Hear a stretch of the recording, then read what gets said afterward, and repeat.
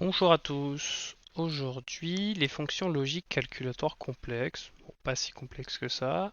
Logique parce qu'il va y avoir des conditions à respecter, donc c'est pour ça qu'il y a des si dans ces formules. Et calculatoires puisqu'elles vont nous aider à faire des calculs. Alors on va avoir somme.si.ans, moyen.si.ans et nb.si.ans. Ans qui va vouloir dire probablement ensemble sur un ensemble de critères. Donc on va faire des sommes si des données respectent un ensemble de critères, des moyennes si ça respecte un ensemble de critères, et on va compter donc NB si ça respecte un ensemble de critères. Donc l'idée. Donc on additionne des valeurs d'une plage pour somme si un point si les valeurs d'une autre plage correspondent à un ou plusieurs critères. Comment ça va structurer? Donc égal somme.si.ans. On ouvre la parenthèse. Quelles sont les cellules qu'on veut additionner? Ensuite, quelles sont les cellules qui doivent respecter le critère? Ça n'a pas à être les mêmes. Et ensuite, quel est le premier critère? Mais ensuite, on peut continuer à cumuler. Est-ce qu'il y a une autre plage qui contient des cellules sur lesquelles on veut tester un deuxième critère, le deuxième critère, et etc.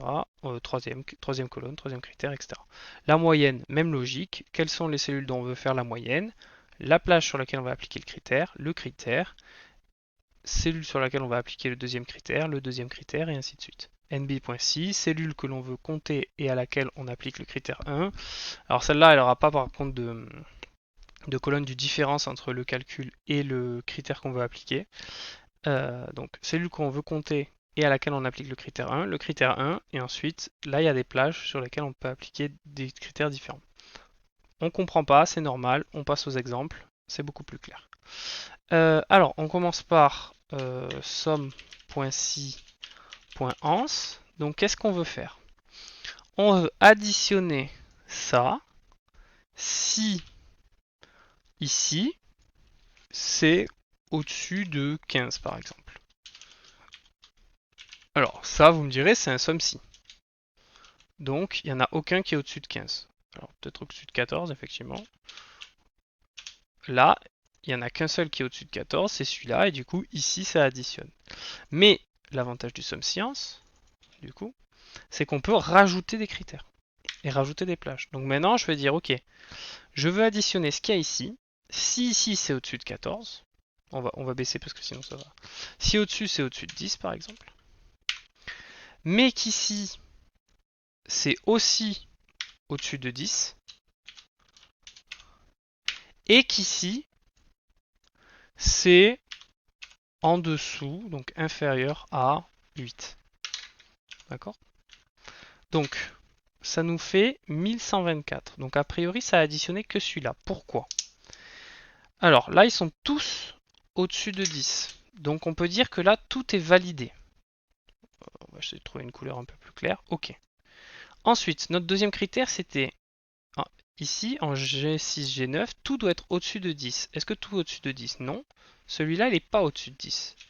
Donc, ça et ça, c'est validé, mais ça, c'est pas validé. Et ensuite, le dernier critère, c'était sur H6, H9, en dessous de 8.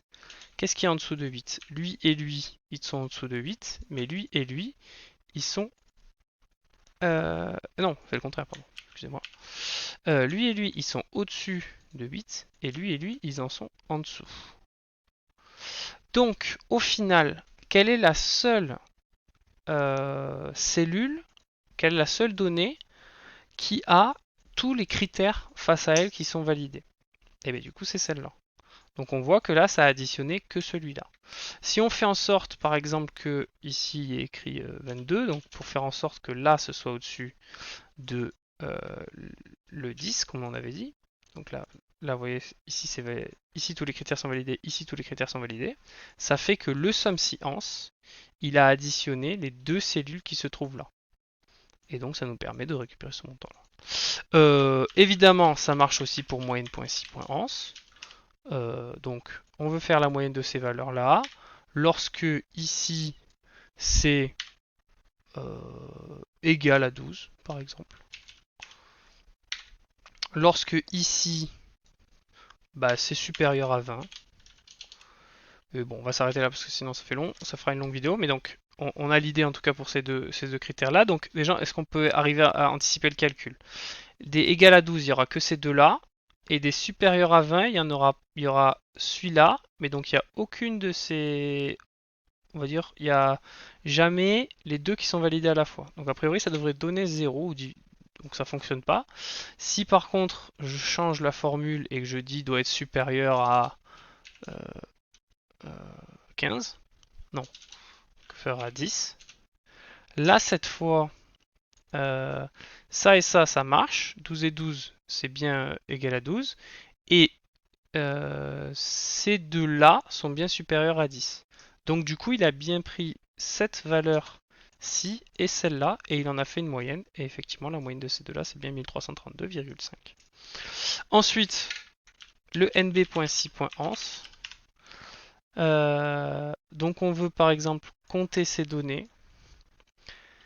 Donc là c'est bien, c'est à la fois la plage sur laquelle on va compter et à la fois la plage sur laquelle le critère. Donc on veut compter ces données lorsque elles sont supérieures à 1000 par exemple, et qu'ici c'est égal à 12. D'accord? Et donc ça va nous donner quoi? Bah, les supérieurs à 1000, il n'y a que ces trois-là, évidemment celle-là elle ne va pas compter. Et qui va être égal à 12? Il n'y a que ces deux-là. Donc celle-là aussi va être éliminée, donc celle-là normalement ne devrait pas compter. Donc combien il y a de cellules, combien il y a de données qui respectent à la fois des critères ici et à la fois des critères là? Bah, il n'y en a que deux. Normalement ça devrait donner 2. Donc voilà, ça donne 2. Un exemple un peu plus concret, on essaie de se mettre en condition de travail, ce genre de choses. Par exemple, on voudrait connaître la moyenne des effectifs des magasins qui font qui respectent certains critères sur le chiffre d'affaires en janvier, février, mars, par exemple. Donc, comment on va faire? Moyenne.si.ans. Je voudrais faire la moyenne des effectifs pour les magasins qui, à la fois, ont fait plus de 250 000 de chiffre d'affaires euh, en janvier, mais qui ont fait aussi plus de 300 000 en février. Et bon voilà, parce on va pas insister trop longtemps sur cette vidéo, mais donc. Alors apparemment ça fait 14,66. On va regarder un peu quel chiffre ça nous donne. Donc on veut la moyenne de ça lorsque ici, donc lorsque le chiffre d'affaires de janvier est supérieur à 250 000. Donc on voit qu'il y a ces trois là qui valident le critère. Ensuite, on va regarder là-dedans ceux qui dépassent 300 000. 300 000, 300 000, 300 000, 300 000. Donc il y a ces trois-là qui valident le critère. Donc, a priori, ça nous fait la moyenne que des 3 qui se retrouvent ici, 12, 14 et 18. Et effectivement, ça fait bien 14,66 de moyenne. Donc on connaît la moyenne des effectifs des magasins qui ont respecté les critères qu'on a cités. On peut rajouter, hein, je le fais, on va dire, et je le fais, euh, pour ceux qui en font plus de 500 000 en mars. Et donc là, par exemple, il n'y a plus que celui-là qui a validé le critère, donc en fait, ça a fait la moyenne que de ce 12 qui est ici. Et donc, on se retrouve là. On pourrait avoir la même idée pour la somme. Si je fais si cette fois je remplace moyenne par somme, et ben du coup, ça va additionner euh, les, euh, les, les effectifs qui respectent les trois critères. Donc là, bon, évidemment, ça reste à 12. Par contre, si j'enlève un des deux critères, eh ben, ça va rendre plus facile d'atteindre des critères. Donc là, on a ces trois-là, et donc ça me fait la somme, et donc ça fait 44 salariés. Et on pourrait, j'en fais un dernier avec nbc.ans. Donc on veut compter combien de magasins. Là, ça va pas vraiment être en effectif. Donc on veut compter combien de magasins qui ont plus de 15 salariés par exemple. Euh, Plus de 15 salariés et qui font alors je regarde et qui font plus de 250 000 de chiffre d'affaires en janvier. Hop, hop, hop. Alors bah apparemment il n'y en a qu'un. Alors on va vérifier ça. J'enlève la couleur pour que ce soit plus clair. Alors, on a dit quoi? On a dit, on veut ceux qui sont plus de 15 dans le magasin. Donc, par exemple, ces deux-là, ils y sont pas. Et ces trois-là, oui, eux, ils sont plus de 15. Mais donc, on veut ceux qui sont plus de 15 et qui font plus de 250 000 de chiffre d'affaires en janvier. Lui, c'est pas le cas. Lui, c'est le cas. Lui, c'est le cas. Lui, c'est le cas. Et lui, c'est pas le cas. Donc, en fait, quel est le seul magasin qui, à la fois, ils sont plus de 15 et à la fois, ils font plus de 250 000 de chiffre d'affaires en janvier? C'est le magasin de Dijon et c'est celui-ci. Donc voilà, c'est voilà l'utilisation de NB Science, Somme Science et moyenne.si.11. Donc n'hésitez pas à poser des questions en commentaire. C'est l'enchaînement de formules qui est, on va dire, un des plus complexes à appréhender. Il suffit de faire quelques tests, il suffit de faire le même raisonnement que moi avec les couleurs, qu'est-ce qui est validé, qu'est-ce qui n'est pas. Et on arrive à comprendre comment ça fonctionne. Le plus dur, c'est de trouver l'endroit où il faut la placer, mais c'est accessible. Voilà pour les fonctions logiques calculatoires complexes.